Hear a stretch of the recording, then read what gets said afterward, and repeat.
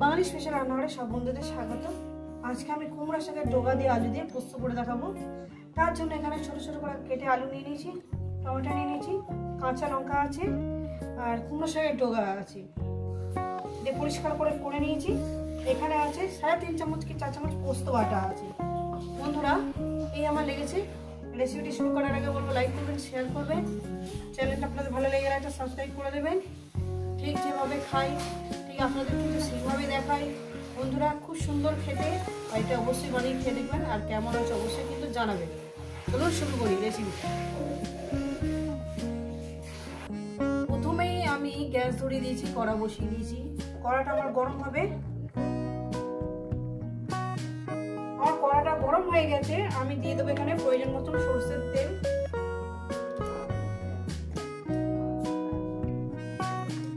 তো বন্ধুরা আমার তেলটা গরম হয়ে গেছে, দিয়ে দেবো গোটা জিরে। গোটা জিরে ফোড়ন দেওয়ার পর আমি কয়েক সেকেন্ড একটু অল্প করে জিরে দিয়েছি, কয়েক সেকেন্ড একটু ভেজে নেব। তো বন্ধুরা আলুগুলো আমি দিয়ে দেব।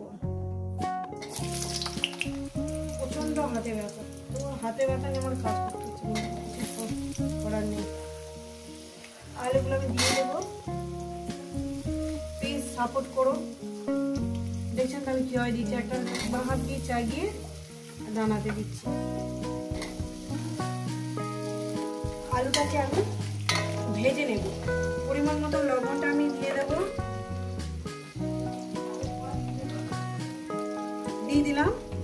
শুধু আলুটাকে সুন্দর করে আমি 4-5 মিনিট ধরে ভেজে নেব। এইভাবে একবার রান্না করে খেয়ে দেখবেন। আর যদি মনে হয় যে এই পোস্তর সঙ্গে আপনারা কাতলা মাছের পেটি বা দাগা বা রুই মাছের পেটি বা দাগা যে কোনো মাছ দিয়ে, এটা চিংড়ি দিয়েও করতে পারেন। এইভাবে কুমড়ো শাকের ডগা দিয়ে রান্না করে খেতে পারেন, ভীষণই ভালো লাগবে।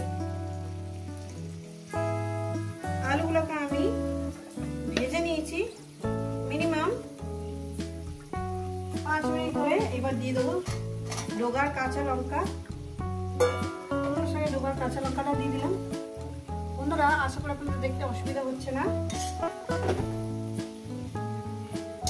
এবার এটাকে আরো আমি 5 মিনিট, এটাকে 5-6 মিনিট এভাবে একটু ভেজে নেব। আবার হাতে নাড়ছি তো ভীষণই অসুবিধা হচ্ছে।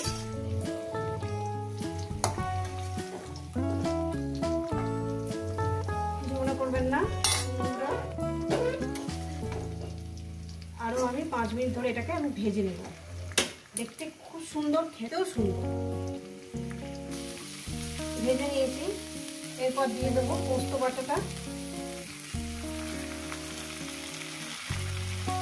পোস্ত বাটায় বাটির ধোয়ার জলটা আমি দিয়ে দেবো। দিয়ে দিলাম পোস্ত বাটি ধোয়া জলটা। দিয়ে টমেটো আমি দিয়ে দিলাম। দিয়ে দেবো একটু হলুদের গুঁড়ো, দিয়ে দেবো একটু হলুদের গুঁড়ো 1/2 চামচ দিলাম, 1/2 চামচের থেকে কম দিলাম। দিয়ে এটাকে আমি সুন্দর করে মিনিমাম আরো 4-5 মিনিট ধরে এটাকে আমি কষিয়ে নেব। দেখতেই পাচ্ছেন বন্ধুরা কিভাবে রান্নাটা করছি। একটু অসুবিধা হচ্ছে ঠিক কথা।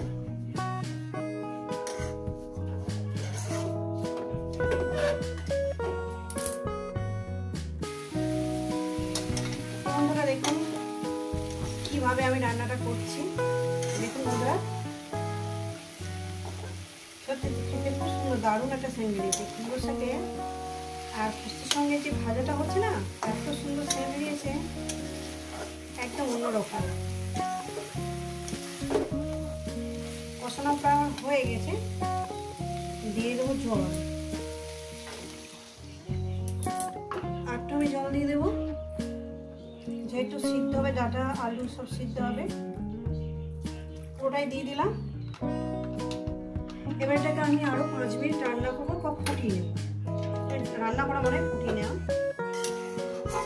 ঢাকনাটা দিয়ে আমি এখানে চাপা দিয়ে দেবো। লবণটা চেক করে নেবেন। মিষ্টিটা আপনাদের যদি মনে হয় যে মিষ্টি দেবেন, আমরা তো মিষ্টি খুবই কম খাই, আমি এখানে মিষ্টি ব্যবহার করলাম না। আপনারা যদি মিষ্টি মনে হয় যে একটু মিষ্টি মিষ্টি খেতে ভালোবাসেন, মিষ্টিটা দিয়ে দেবেন। ঠিক আছে, এখানে ঢাকাটা দিয়ে চাপা দিয়ে দেবো। তো ফিরছি আরো 5 মিনিট পর। তো বন্ধুরা ফিরছি আমি 5-6 মিনিট পর। দেখেন বন্ধুরা,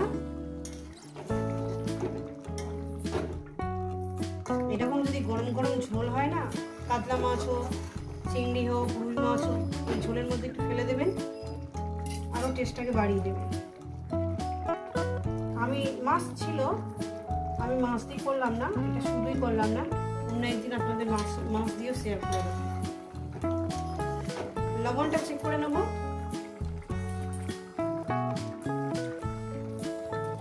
লবণ আমার কম হয়েছে, একটু লবণ দেব।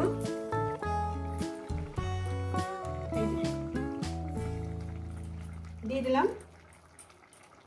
আরো 2-3 মিনিট ফোটাবো এটাকে, তারপরে নামিয়ে দেবো। ভীষণই সুন্দর লাগছে না? বিশ্বাস করেন, খেতে কিন্তু খুব সুন্দর। কিন্তু এর মধ্যে একটু মাছ দিয়ে দেবেন, মাছ হোক, চিংড়ি হোক।